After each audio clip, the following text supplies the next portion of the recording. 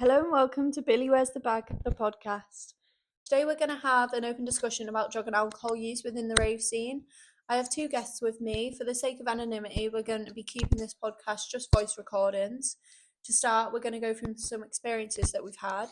So I'm going to pass you on to Jack. Hi, I'm Jack. I've had a few different experiences when it comes to drug intake.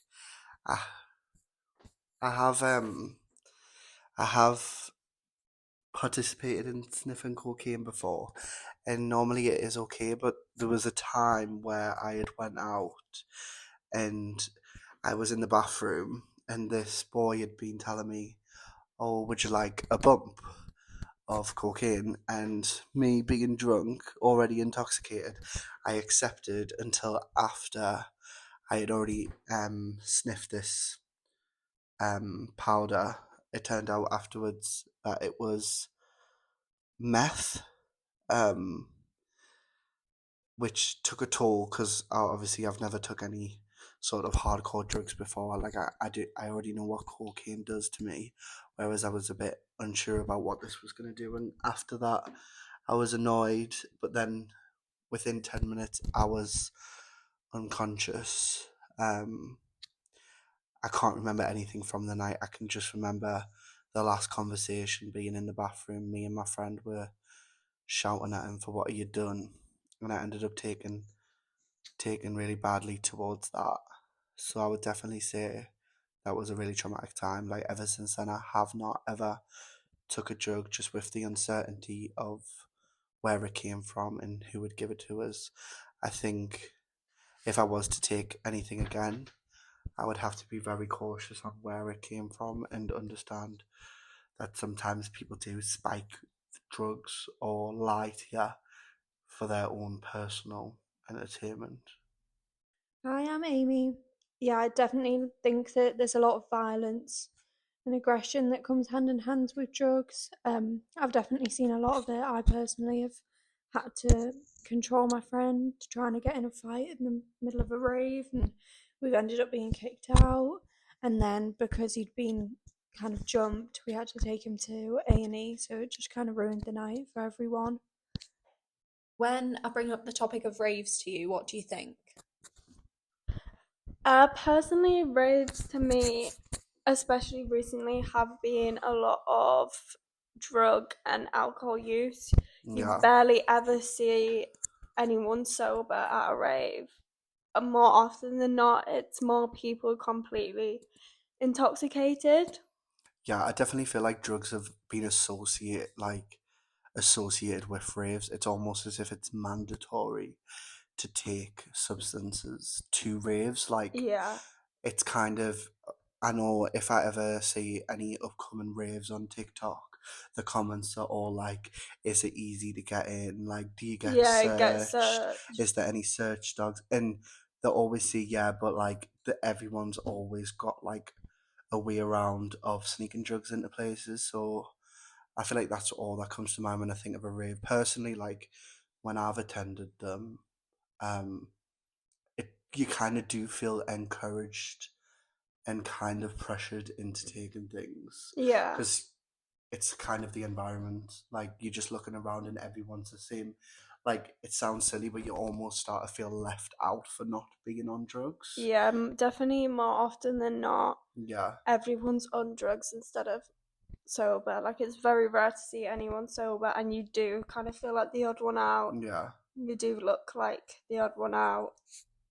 It is very drug heavy. Especially with the visuals and like the color, the lightning. Yeah, like it's almost as if like that's like I can't remember who it was, but there's certain raves where like it's almost as if the visuals are made Yeah, for mate. trips, Yeah, like yeah, drug trips. It's almost as if it's like you need to be on something to enjoy this rave because that's what it's been yeah, designed for. So I feel like yeah, that encourages it as well. yeah. Like all of the lights and the projections Yeah, are.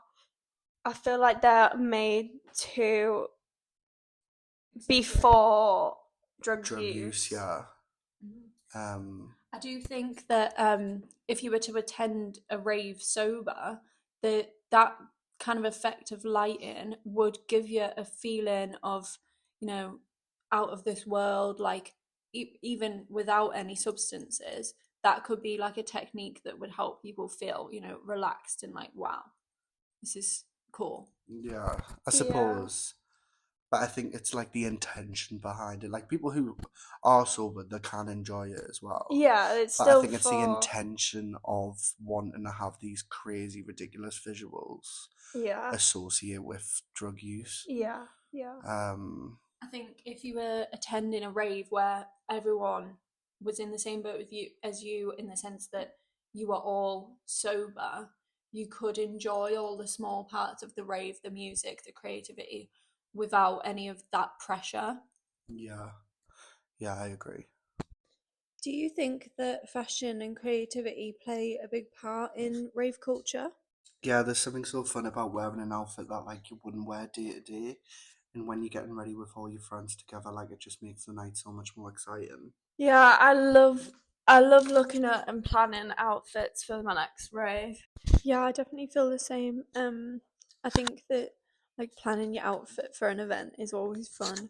Um, I do also think that like raves in general are very creative spaces, and I'll know if I want to attend a rave if the advertisements and the posters and everything on social media is like laid out well and designed well. Would you like to attend a sober rave? Yeah, absolutely. I would definitely go because I just feel like the environment itself is really fun, and without all the drugs and alcohol, I think it would just take away all the stress, and you would just be able to like completely relax and have fun with your friends. I think if there were sober raves, it would be amazing. I think if everyone was sober together, there wouldn't be that pressure of being left out or feeling like the odd one out anymore, Hmm. which I think. Yeah, um, I definitely think it would just be a more enjoyable environment because it would just mean that everyone there was for the same reason.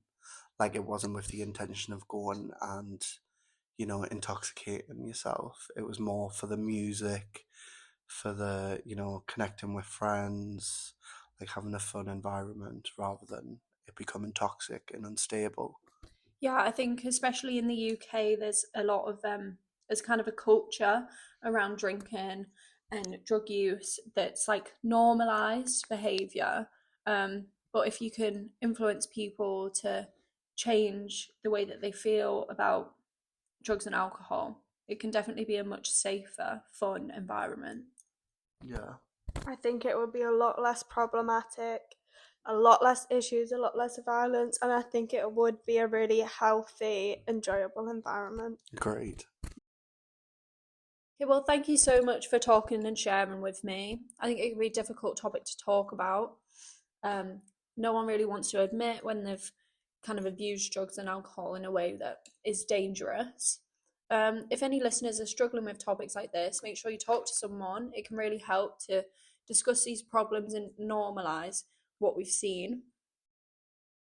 You can also visit the NHS website and find the page Drug Addiction Getting Help, where they recommend that you see a GP, or you can use the helplines available. Again, I want to say thank you to my guests for opening up and coming and talking to us. I hope that you enjoyed this episode. Oi, Billy, where's the bag?